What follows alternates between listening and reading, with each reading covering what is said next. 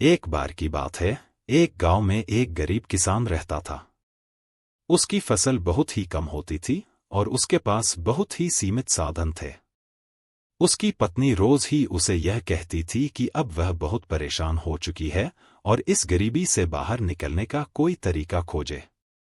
एक दिन किसान ने सोचा कि वह किसी साधु बाबा से मिलने जाएगा और उनसे मदद मांगेगा। उसने अपनी पत्नी से कहा, मैं साधु बाबा से मिलने जा रहा हूं, शायद वे हमें कुछ मार्गदर्शन दे सकें। किसान साधु बाबा के पास गया और अपनी समस्या बताई। साधु बाबा ने उसकी बात सुनकर उसे एक छोटी सी थैली दी और कहा, इसमें नमक है। तुम इसे हर दिन अपने घर में थोड़ा थोड़ा छिड़कना और देखना क्या होता है। किसान ने नमक की थैली लेकर अपने घर की ओर रवाना हुआ। उसने हर दिन नमक को घर में छिड़का और देखा कि नमक से उसके घर की समृद्धि में धीरे धीरे सुधार होने लगा।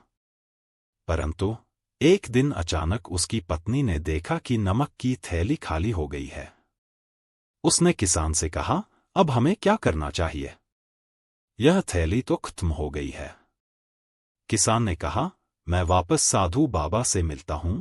वह फिर से साधु बाबा के पास गया और कहा, मुझे समझ नहीं आ रहा है कि अब मैं क्या करूं। थैली तो खत्म हो गई है।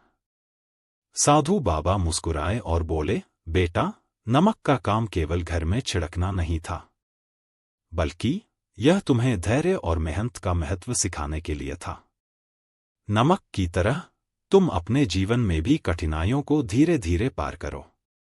धैर्य रखो और मेहनत करो, सफलता तुम्हारे पास आएगी। किसान ने साधु बाबा की बात मानी और अपनी मेहनत और धैर्य को बनाए रखा। धीरे धीरे उसकी फसल अच्छी होने लगी और उसकी गरीबी दूर हो गई। इस प्रकार उसने सीखा कि जीवन में कठिनाइयों का सामना करने के लिए धैर्य और मेहनत सबसे महत्वपूर्ण है। नमक की कहानी ने उसे जीवन की महत्वपूर्ण सीख दी।